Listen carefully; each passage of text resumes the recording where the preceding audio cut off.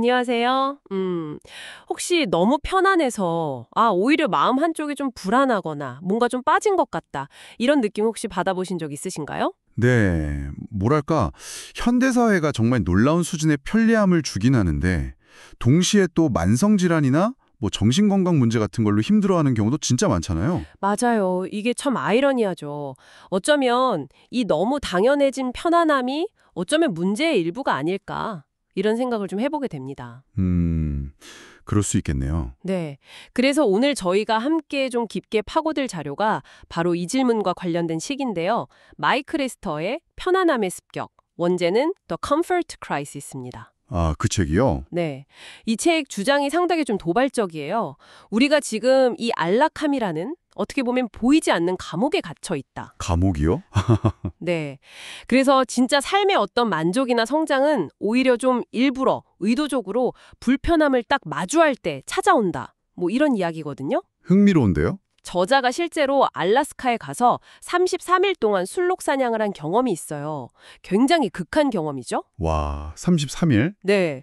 그걸 바탕으로 뭐 신경과학, 인류학, 생리학 이런 연구들을 막 엮어서 주장을 펼치는데 상당히 설득력이 있습니다. 그렇군요. 직접 경험까지 했으니 더 생생하겠네요. 맞습니다. 그래서 이번 시간에는 이 책 내용들을 좀 중심으로 해서 우리가 왜 가끔은 이 편안함에서 좀 벗어나서 불편함을 찾아야 하는지, 네. 그리고 그게 우리 삶에 어떤 의미를 줄 수 있는지 이걸 좀 같이 파헤쳐 보려고 합니다. 저자의 그 생생한 여정이랑 또 과학적인 근거들을 따라가 보시죠. 좋습니다. 기대되네요. 자, 그럼 먼저 아주 근본적인 질문부터 시작해 볼까요? 왜 우리는 이렇게까지 편안함을 추구하게 되는 걸까요? 음, 책에 따르면요, 이건 거의 뭐 생존 본능에 가깝다고 해요. 인류 역사를 아주 길게 보면 한 99.996%? 그 정도 기간 동안은. 99.996%요? 거의 전부네요. 그쵸? 호모 하빌리스 등장 이후로 농업혁명 있기 전까지 그 긴 시간 동안은 우리 조상들 삶이라는 게 진짜 말 그대로 생존 투쟁이었잖아요. 네, 맞아요. 하루하루가 불확실했겠죠. 먹을 거 구하고 물 마시고 추위 피하고 또 맹수로부터 안전해야 하고 이런 아주 기본적인 것들조차 장담할 수 없었으니까요. 그렇죠. 그러다 보니까 에너지를 어떻게든 아끼는 게 생존에 그냥 절대적으로 유리했던 거죠. 조금이라도 덜 움직이고 안전한 곳에 머무르려고 하고. 본능적으로요. 네. 책에서는 이걸 진화적 게으름이라고 표현하더라고요. 최소한의 노력으로 생존 확률을 최대로 끌어올리려는 아주 뿌리 깊은 본능이라는 겁니다. 아, 진화적 게으름. 재밌는 표현이네요. 그게 바로 핵심인 것 같습니다. 그러니까 생존에 아주 유리했던 그 본능이 지금처럼 환경이 너무 급격하게 변해버린 현대 사회에서는 오히려 문제가 될 수 있다는 거죠. 네, 맞아요. 인류 전체 역사를 보면 뭐 자동차, 컴퓨터, 스마트폰, 심지어 집에서 온도 조절하는 거 이런 것들이 생긴 건 정말 눈 깜짝할 사이 0.004%밖에 안 된다는 거예요. 와, 0.004%. 정말 찰나네요. 그렇죠. 근데 이 짧은 기간 동안 환경은 완전히 뒤집혔는데 우리 몸이나 뇌는 수백만 년 동안 형성된 그 방식 그대로 여전히 과거 생존 환경에 맞춰져 있다는 거죠. 이게 바로 이제 책에서 말하는 진화적 부조화, 영어로는 evolutionary mismatch 상태인 겁니다. 진화적 부조화. 몸은 옛날인데 사는 새잠은 너무 최신식이다. 뭐 이런 느낌이네요. 네, 딱 그거죠. 그래서 과거에는 생존에 필수였던 그 에너지 아끼려는 본능이 지금은 오히려 활동을 덜하게 만들거나 새로운 도전을 피하게 만들어서 뭐 건강을 해치거나 아니면 잠재력 발휘를 막는 식으로 작용할 수 있다. 이런 분석인 거죠. 그래서 그런 걸까요? 예전에는 그냥 뭐 이 정도쯤이야 하고 넘겼을 것 같은 사소한 불편함에도 우리가 점점 더 민감해지는 것 같아요. 맞아요. 조금만 불편해도 못 견디는. 네. 책에서 되게 재밌는 개념을 하나 소개하는데 컴포트 크립이라고. 컴포트 크립. 네. 우리말로 하면 편안함의 잠식 정도 될까요? 나도 모르는 사이에 편안함에 대한 기대치, 그 기준선이 계속 스멀스멀 올라가는 현상이에요. 아하, 기준선이 올라간다. 예를 들면 뭐 작년까지는 잘 썼던 인터넷 속도가 갑자기 올해는 답답하게 느껴진다거나 네네. 그런 경험 있죠. 아니면 뭐 조금만 덥거나 추워도 막 에어컨이나 히터 없으면 못 견디겠다거나 이런 게 다 컴포트 크립의 예시라는 거죠. 기대치가 높아지니까 아주 작은 불편함도 엄청 큰 문제처럼 느껴지는 거예요. 그렇군요. 그 하버드대 데이비드 레버리 박사팀 실험 이야기도 나오잖아요. 사람들한테 위협적인 얼굴 사진 찾는 실험을 했는데 아, 네. 그거 기억나요. 실제로 위협적인 얼굴 사진 비율을 점점 줄였더니 나중에는 사람들이 그냥 평범한 표정의 얼굴까지 막 위협적이라고 인식하기 시작했다는 거. 맞아요. 그 실험이 보여주는 게 바로 문제 잠식 현상, Prevalence Induced Concept Change라는 건데요. 이게 되게 흥미로운 심리적인 기제예요. 문제 잠식 현상. 네, 우리 뇌가 큰 문제나 어떤 위협 같은 게 줄어들면요. 그 빈자리를 채우려고 전에는 별 문제 아니라고 생각했던 사소한 것들을 새로운 문제로 인식하기 시작한다는 겁니다. 그럼 실제 위험은 줄어들었는데도 우리는 계속 비슷한 수준의 문제를 느끼고 있다는 건가요? 그렇죠. 뇌가 그렇게 작동한다는 거예요. 컴포트 크립도 약간 이런 맥락에서 이해해 볼 수 있어요. 옛날 인류한테는 정말 생존과 직결된 위협이었던 추위, 더위, 배고픔, 육체적인 고통 이런 게 거의 사라졌잖아요. 현대사회에서는. 그렇죠. 웬만해서는 겪을 일이 없죠. 그러다 보니까 이제는 아주 약간의 온도 변화, 잠깐 지루한 거, 아니면 살짝 배고픈 거 이런 것조차 견디기 힘든 문제로 느끼는 경향이 생긴다는 거죠. 듣고 보니 정말 그런 것 같아요. 네, 결국 이런 현상이 계속 반복되면 어려움에 대처하고 그걸 이겨내는 능력, 우리가 흔히 회복 탄력성이라고 부르는 거 있잖아요. 네네. 그게 점점 약해질 수 있다 이런 우려가 나오는 거죠. 그렇겠네요. 이런 문제의식 때문에 그랬을까요? 저자 마이클 리스터가 진짜 보통 사람은 상상하기 어려운 도전을 하잖아요. 네, 그 알래스카 이야기. 네, 문명의 편리함과는 완전히 그냥 등을 지고 알래스카 북서쪽 끝에 있는 아주 외딴 마을 코체부라는 곳에서 출발해서 무려 33일 동안 야생 순록 사냥에 나선 거예요. 33일. 야생에서요? 네, 영하의 날씨는 기본이고 날씨는 예측 불가능하고 땅은 험하고 그런데다가 36kg짜리 배낭을 짊어지고 다녔다고 해요. 와, 36kg. 상상만 해도 힘든데요?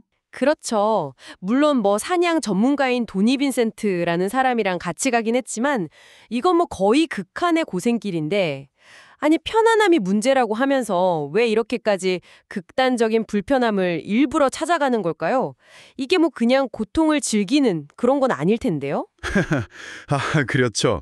책에서는 그 여정을 단순히 그냥 고생했다가 아니라 미소기라는 개념하고 연결해서 설명을 해요. 미소기려? 네, 미소기. 이게 원래는 일본 신토의 어떤 정화의식에서 온 말인데 현대적인 의미로는 일부러 아주 어렵지만 그래도 완수는 가능할 것 같은 도전을 딱 설정해서 거기에 자신을 던지는 행위를 뜻해요.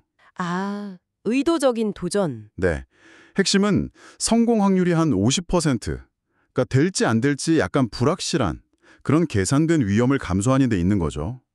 스포츠 과학자인 마커스 엘리엇 박사 같은 분들은 이런 종류의 도전이 인간의 잠재력을 정말 극한까지 끌어올린다고 주장하기도 하고요. 50대 50의 도전? 실패할 수도 있다는 걸 알면서도 부딪혀 보는 거군요. 그렇죠. 그 과정 자체가 중요하다는 거예요.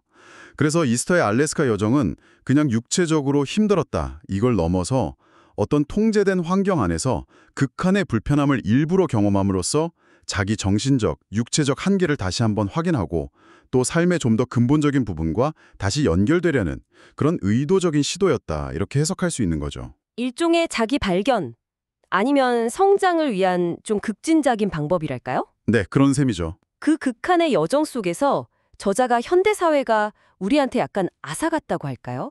그런 것들의 소중함을 아주 절실하게 깨닫게 되는데요. 제일 먼저 이야기하는 게 자연과의 연결이에요.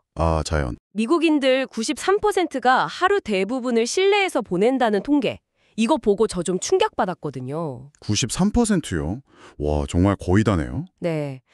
저자는 그 알래스카의 정말 광활하고 때로는 진짜 무자비한 자연 속에서 또 사냥이라는 아주 원초적인 행위를 통해서 인간도 결국 이 거대한 자연 생태계의 일부구나. 이걸 그냥 온몸으로 느꼈다고 해요. 머리가 아니라 몸으로 깨닫는 거죠. 그렇죠. 18m 앞에서 술록이랑 딱 마주쳤던 그 순간은 단순한 사냥 성공, 그 이상이었을 거예요. 자연과 아주 깊게 교감하는 그런 경험이었겠죠. 네. 그리고 또 혼자서 163km를 걸었다고 하더라고요. 그 고독한 시간을 통해서 혼자 있는 것의 힘, 이것도 다시 발견하게 되고요. 네, 자연에 노출되는 것의 긍정적인 효과는 이제 그냥 느낌이 좋다? 이걸 넘어서 과학적으로도 계속 증명되고 있잖아요. 맞아요. 일본의 그 삼린욕, 실린욕후 연구가 아주 대표적인데요.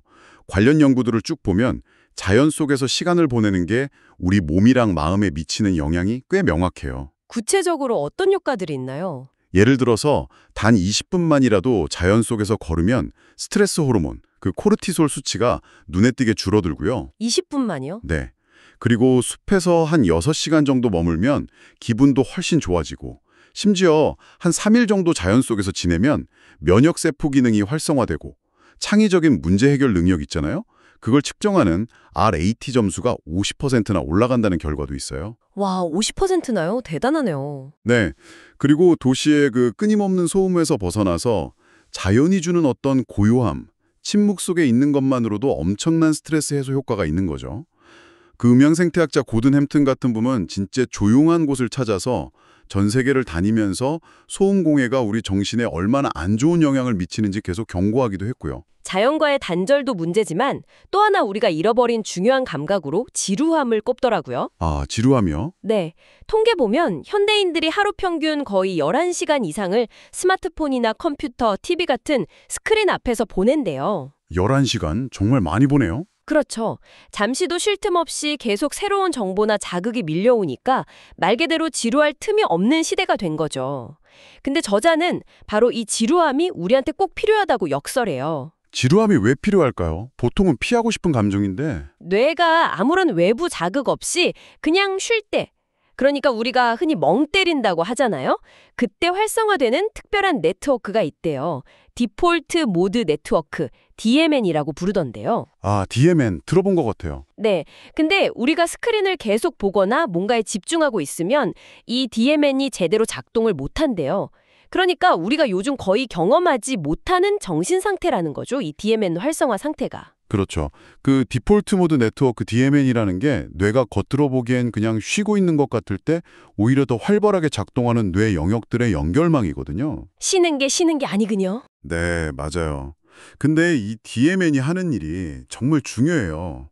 뭐냐면 미래를 계획하고 또 과거 경험에서 뭔가 교훈을 얻고 다른 사람 감정을 이해하고 공감하고 또 창의적인 아이디어를 막 떠올리고 이런 아주 고차원적인 정신활동을 담당합니다. 와, 되게 중요한 일을 하네요. 그렇죠. 근데 스마트폰 알림이 계속 울리거나 뭐 끊임없이 정보가 쏟아져 들어오는 이런 외부 자극은 이 중요한 DMN의 활동을 방해하는 거죠. 아, 그러니까 우리가 지루하다라고 느끼는 바로 그 순간이 역설적이게도 뇌가 자기 내면에 집중하면서 이런 중요한 작업을 수행할 수 있는 아주 귀한 시간이라는 거예요. 듣고 보니 우리가 어쩌면 가장 생산적일 수 있는 그 시간을 일부러 피하고 있었던 걸 수도 있겠네요. 네, 그럴 가능성이 높죠. 자, 그리고 마지막으로 허기입니다. 배고프며. 허기. 저자가 알래스카 사냥 중에 하루에 먹는 칼로리보다 쓰는 칼로리가 무려 4,000이나 더 많은 그런 극심한 에너지 부족 상태를 경험했다고 해요. 마이너스 4,000칼로리요? 와우. 네, 진짜 뼛속까지 파고드는 진짜 배고픔을 느꼈다고 하죠. 근데 뭐 먹을 게 넘쳐나는 현대사회에서 우리 대부분은 이런 종류의 깊은 허기를 느낄 일이 거의 없잖아요. 그렇죠. 배고프다는 신호가 오기도 전에 이미 뭘 먹고 있으니까. 네, 습관적으로 간식 먹고 또 때 되면 밥 먹고 인류 진화의 그 긴 시간을 생각해보면 사실 주기적으로 배고픈 상태가 오히려 더 정상적인 거였어요. 늘 배부른 상태가 어떻게 보면 굉장히 이례적인 상황이었던 거죠. 오히려 반대였군요. 네. 우리 몸은 간헐적으로 식량이 부족한 상태에 적응하도록 진화해 왔거든요. 실제로 요즘 연구들을 보면 주기적으로 공복 상태를 유지하는 게 건강에 꽤 긍정적인 영향을 줄 수 있다는 결과들이 나오고 있어요. 어떤 영향인데요? 뭐 예를 들면 세포가 스스로 노폐물을 청소하는 자가포식, 영어로는 오토페이지라고 하죠. 그걸 활성화시키고 인슐린 민감성을 개선하고 뭐 노화 과정을 늦춘다거나 이런 효과들이 언급되고 있어요. 간헐적 단식 같은 거랑 연결되는 건가요? 네, 비슷한 맥락이죠. 물론 뭐 극단적으로 굶으라는 건 절대 아니고요. 하지만 가끔씩 의도적으로 경험하는 자발적 허기가 우리 몸이 원래 설계된 방식에 좀 더 가깝게 기능하도록 도와주는 일종의 리셋 버튼 같은 기회가 될 수 있다. 이런 관점인 거죠. 그렇군요. 자, 그럼 이렇게 일부러 자연 속에 들어가서 고독이나 지루함, 허기, 또 육체적인 고통 같은 불편함을 감수하는 게 궁극적으로 우리한테 뭘 남기는 걸까요? 저자는 알래스카에서의 그 혹독했던 경험을 통해서 육체적으로나 정신적으로나 정말 이전과는 비교할 수 없을 만큼 강인해졌다고 하거든요. 심지어 책 에필로그 제목이 81.2년 혹독한 불편함이 수명을 늘리다예요. 81.2년, 수명을 늘린다. 네. 이게 혹시 그냥 기분 전환이나 뭐 정신력 강화 이런 차원을 넘어서 실제 건강 수명 연장에도 영향을 줄 수 있다는 그런 뜻일까요? 책 전체를 관통하는 가장 중요한 결과는 역시 회복 탄력성, 레질리언스의 아주 극적인 향상이라고 볼 수 있습니다. 회복 탄력성. 네, 어려운 도전을 성공적으로 해내고 어떤 역경을 헤쳐나가는 경험 자체가 나는 이 정도 어려움도 이겨낼 수 있는 사람이구나 하는 아주 강력한 자기 효능감을 심어주거든요. 네, 그렇죠. 자신감이 생기죠. 이게 단순히 그냥 기분이 좋아졌다 이걸 넘어서 실제로 앞으로 닥칠 어떤 스트레스나 위기 상황에 대처하는 능력을 실질적으로 길러주는 거죠. 외상 후 성장, 포스트 트로마틱 그로스라는 개념도 있잖아요. 때로는 아주 힘든 경험이 우리를 좌절시키는 게 아니라 오히려 더 강하고 성숙하게 만들 수도 있다는 거. 역경을 통해 성장한다. 네. 그리고 또 하나 중요한 건 이런 의도적인 불편함 경험이 아까 말했던 컴포트 크립 현상을 좀 되돌리는 효과가 있다는 거예요. 기준선을 다시 낮추는 건가요? 그렇죠. 극한의 불편함을 한번 겪고 나면 일상에서 겪는 사소한 불편함들, 뭐 예를 들어 에어컨 온도가 조금 안 맞는다거나 인터넷이 잠깐 끊긴다거나 하는 정도는 그냥 아무렇지도 않게 느껴지게 되는 거죠. 그럴 것 같네요. 결과적으로 우리는 그런 사소한 것에 너무 얽매이지 않고 삶에 좀 더 중요하고 본질적인 가치에 집중할 수 있는 여유를 얻게 되는 겁니다.